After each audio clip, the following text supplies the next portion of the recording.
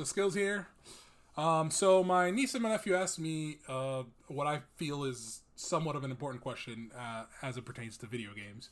They asked me what console they should get. They already have the Nintendo Switch. Obviously, they're kids, so they wanted to know what console they should ask for. Let's put it that way: PlayStation 5 or Xbox Series X or S. So I thought I'd make this video, even though I already gave them an answer, to kind of go over the decision making process of why I gave them the answer that I gave them and what answer I'm going to give to you guys, which is the same answer, and what I think you guys should or should not get depending on your, financial availability or whatever, what have you, whatever your niche or whatever you decide, or for somebody else, whatever they want. So, let's start with the PlayStation. So, PlayStation 5s right now, I think I Googled it, they're still pretty high up there. This is just a basic Google search, but so far there's, 550, 730 at Walmart, 550 at Target, 600, basically it's hard to find still a little bit. It's not as easy. You can't just walk into a store and find it. So that's why you're seeing all these crazy prices. They go up and up. 730, 129, $1,000, almost, $1,200 basically for a PlayStation 5, which should cost $500 base console. $400 if it's the discless one, but the physical one, the one with the disc should be $500. So I'm gonna base my entire comparison on the higher end marks of basically the higher end consoles, and then the same thing for the Xbox Series X. The Series X is $500. The Series S, I think it's $300 or $400. So, but the Series S, like I said, it's $300. They're right here on Best Buy. So, basically, again, I'm disqualifying the Series S for a little bit, just for a little bit. Series S is still in the game, and the PS5 discless is still in the game technically, but just for comparison's sake, we're comparing the big top tier console, which is the Xbox Series X, with the PlayStation 5. So right off the bat, you can still go to like a GameStop or a Best Buy or a Target or whatever and buy an Xbox Series X right now with minimal problems. There's you're definitely gonna find one, and for the price that it's supposed to be at. A PlayStation 5 still hasn't gotten there yet. It's like, I think we're gonna get there probably towards the end of the year, but definitely not there now. So it's still a little bit difficult to find. You can, if you move around, find them at the price they're supposed to be at, but it's a little more difficult to find. So that's, barrier number one. If you're weighing pros and cons about that would be a con, I guess, for PlayStation, and a pro for Xbox Series X or S. Now, the real, in my opinion, the real litmus test, or the real test to why you should get these consoles or which one you should get, is the streaming services that they offer now. So before, back in my day, back in the heyday, Nintendo 64, Super Nintendo, Nintendo GameCube. I don't know why I'm gauging this with only Nintendo, but PlayStation 1, 2, and 3, and the Xbox and the Xbox 360 days, you had to actually, buy a game for full price and play it, and then either, sell it or give it to a friend, or, let it collect dust in a box like I do. And that was it. That was basically what it was. There were multiplayer games like Call of Duty and Gears of War and stuff like that had some kind of live service where they basically had, the developers, makers of the game, continue to make things for that game that you have. Every summer or so often, there'd be a patch or something you could download, and usually it was free, and because you already paid for the base game, and then you'd be able to play it, and that would entice new people to also buy the base game and then get the other stuff. Nowadays, everything's streaming service or subscription service, because they want your money for a longer period of time. So Sony and Microsoft each have their respective subscription services, which I've talked in length in my channel. You can go through those videos if you want. I'm going to try to make this as brief as possible, even though I've wasted a lot of time talking about things you should already know. But basically, PlayStation has PlayStation Plus tiers. So it's PlayStation Plus Essential, PlayStation Plus Extra, and PlayStation Plus Premium. They used to have only PlayStation Plus and PlayStation Now, and now they have these tiers. So PlayStation Now, which was basically a service you could get if you didn't have a PlayStation but you wanted access to some PlayStation games, you can play them on the PC, on the computer, And now PlayStation Now is no longer, as you see, if you type in PlayStation Now, you try to go to the PlayStation Now location on the PlayStation Store. I say PlayStation a lot now. It's going to get all jumbled. But basically, they merged with PlayStation Plus. So now they kind of just guide you to the PlayStation Plus tiers that I mentioned before. So PlayStation Now is now included in these tiers. So I'm going to exit out of PlayStation Now, which again is games that you can play on your computer as well, not just on the PlayStation. So PlayStation Plus has these tiers, which is, and I'm going to focus again on America. You can see on the screen different like countries and stuff. If you want to look at it, you can pause it and look at it. But I'm mostly focusing on America because that's where I'm based off of. There's only 3 tiers, not 4, even though I know this is confusing. Well, I guess deluxe is for some countries. It's confusing, but basically for us in America, it's just essential, extra, and premium. So these are the benefits, right? You get all the PlayStation Plus stuff that you got before if you had PlayStation Plus. You get free PS4 and PS5 monthly games if you have a PS5. Online multiplayer access, so you can play online, exclusive discounts, cloud storage, and more. You get PlayStation 4 and PlayStation 5 games catalog if you do the extra, which is basically like a couple of games you can access on your PlayStation or on your computer that you can download or stream, basically just play directly from the cloud, as it will. And that's basically what it is.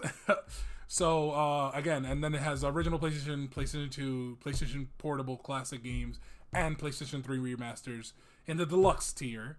And then, of course, the premium tier.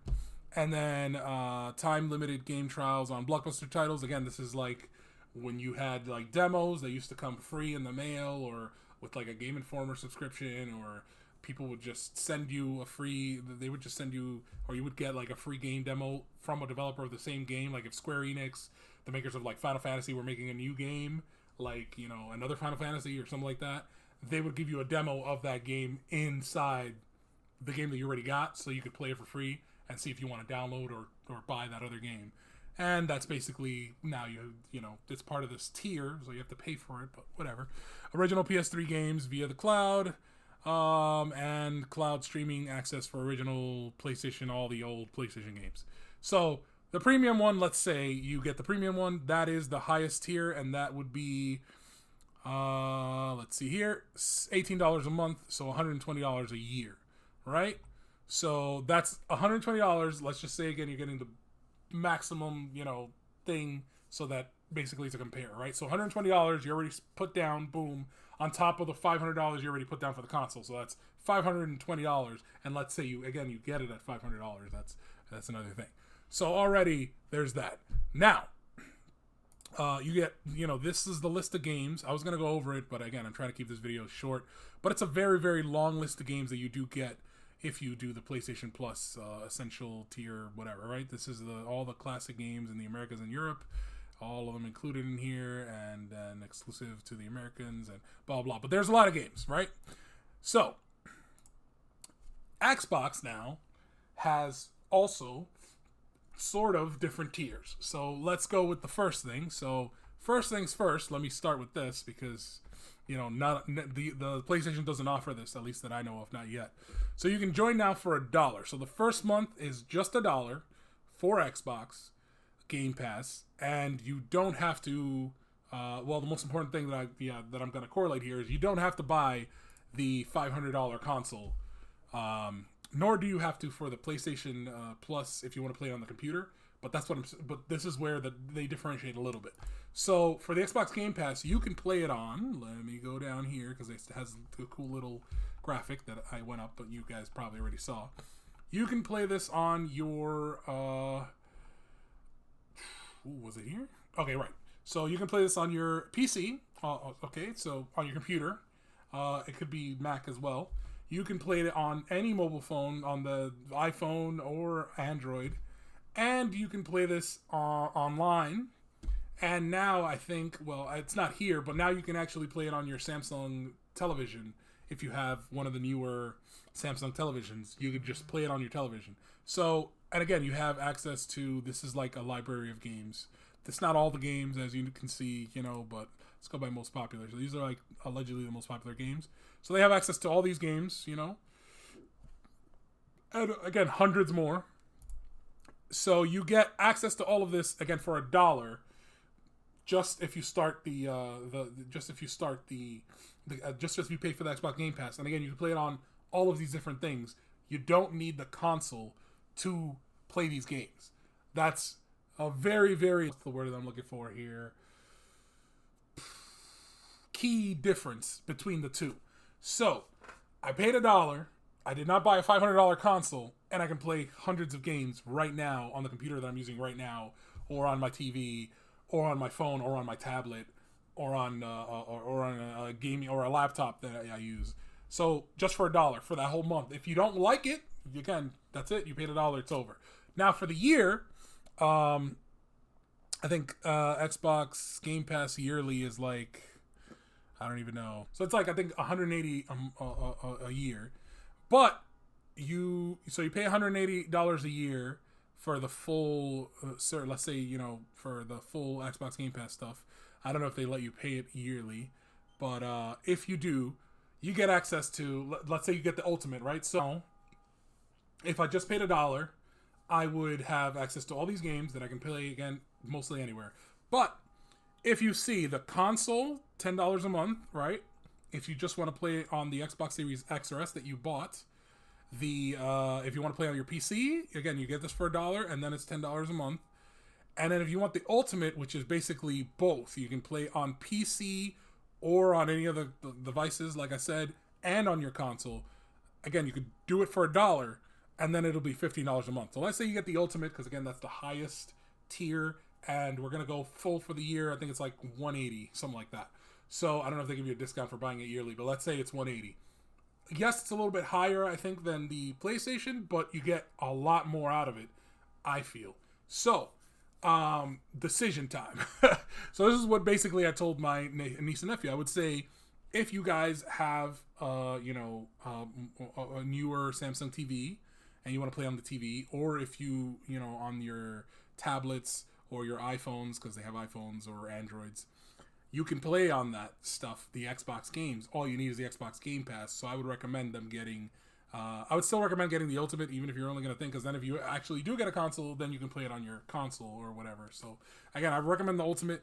It's $15 a month. I told them if to ask their parents, my sisters just to be like, hey, get this get $180, which is not a $500 console or even a $300 console. This is where the Xbox Series S comes in, or a $400 console with the PlayStation 5 discless version. And again, $15 a month, you get hundreds of games. You can play it right now on your phone or wherever. So, yeah, I told them, get this and then play these games. And then if you don't like these games, or if you don't, want these games, or if you want play the $1, I told them to get the $50 a month just because I know they're going to like some of the games that are on there. But if you want, tell your mom to pay $1 and then just look at the games, see if you like any of them, play them. They're there for basically so you can play hundreds of different games. And then if you don't like it in a month, don't pay the $15 and don't, keep subscribing. Just unsubscribe and that's it. If you want to do it by month. If you want to do it to the year, pay the year. Again, still cheaper than buying a console, and then you could do this. Now, what I told them is in combination of, if they actually want a console, you can do this and still get a PlayStation 5, base, either the discless one or the disc one, $400, $500, whatever, and then play PlayStation 5 games on your PlayStation 5. So if you want a console and you want to play the PlayStation 5 games, because again, the big difference between them, to me, are the games. But my niece and my nephew, they're not really old school gamers, they're new generation, so they play a lot of the live service kind of games that are already available on any platform. So whether they get a PlayStation or an Xbox doesn't really matter, and that's a very key factor. So basically, if you're gonna get an Xbox and you want to play, MLB The Show or Halo, well, Halo's exclusive to Xbox, but like Rainbow Six, or any of these FIFA games, or 2K, or Minecraft, which they love, any of these games you can also play on the PlayStation. So, Madden, all this stuff, Call of Duty, which they love, you can play it on any of these games, Fortnite. So basically, it doesn't matter what console they get in that respect. For someone that, again, cares about the quality or the certain, or is after a certain type of game, which I am, I would recommend the PlayStation 5. And again, you can get this as a added bonus if you want, just the Xbox Game Pass if you want, because that way you can still get best of both worlds, which is what I have. I have the Xbox Game Pass and I have my PlayStation 5, and I haven't even touched my Xbox Series X, even though I have one, in a long time, because I usually play the Xbox Game Pass games just on the go on my phone whenever I'm, on the go and I don't have my Switch or my Switch dies or something like that. Because the games on the Xbox they don't really call to me like that, like anymore, like used to, not anymore. But hopefully that changes. And again, in the future, it's looking like it might change. Once that changes, then we can have a different discussion on what I would recommend, based off of games. But right now, if you're looking to play top tier, the best games in the industry, I would say PlayStation 5 and get yourself a Xbox Game Pass subscription and play wherever. You don't need the actual Xbox console. And if you're looking to just save money and you just want to play games in general and you don't care about the quality that much, or you like, again, the games on Xbox, not to say that they're bad quality, they're still good quality games. I'm just saying, like, they're not, I would say immersive or great experiences like, a Spider-Man or a God of War or a Horizon Zero Dawn. They're kind of like multiplayer. A lot of it is multiplayer or third-party games that really shine on there. And indie games, too. They have indie games like 12 Minutes and stuff like that was really fun. So, yeah. Like I said, I would suggest getting the Xbox Series or the Xbox Game Pass, not even getting the console, and then just playing it wherever you can. Because, again, you don't need the console. I would recommend, actually, the Xbox Series S, if you do want a console, just to play games, just to play on your TV, and you don't have a Samsung TV, one of the newer Samsung TVs, then get the Xbox Series S, and you can again just use it for streaming the Game Pass. You don't really need to, because the memory on that is not good. You don't really need to save the games or whatever, because they also have cloud, storage gaming. So anyway, that's my recommendation. Hopefully it's clear. Let me try to be clear here. So again, if you're looking to spend money on an actual console and want high quality games that, are actually going to be immersive and good and you're going to have a great experience, yada yada, again, in my opinion, I would go PlayStation 5 and get the PlayStation Plus premium, whatever the highest tier is. And yeah, just, either pay it for the year or get it for monthly and see how you like the games and all this other stuff. Also, for nostalgia purposes, those that liked games, PlayStation games from before, this is also a good tier for you. And then if you aren't into, gaming like that, or if you are into gaming but not really, you don't really care about the, I keep wanting to say another word but quality, but like basically you don't really care about what kind of game you're playing, or you want to play a bunch of different types of games that are like third-party games that they're not literally exclusive to a console, then I would suggest the Xbox Game Pass. And again, you want to play it anywhere, I would definitely suggest the Xbox Game Pass. And again, just getting the Game Pass, not a console, because it's not really necessary. But if you do want a console, get the cheaper, the lower cost console, the Xbox Series S, and then just use it for Game Pass and stream the games. It's really that simple. Alrighty, hopefully this has been helpful to somebody. Sorry I rambled on there for a minute. I tried to keep this as concise as possible. I'll see what I can do, chop it up in the editing. If you guys have found this useful, thanks for coming to my channel. Like and subscribe, and yeah, see you guys next time.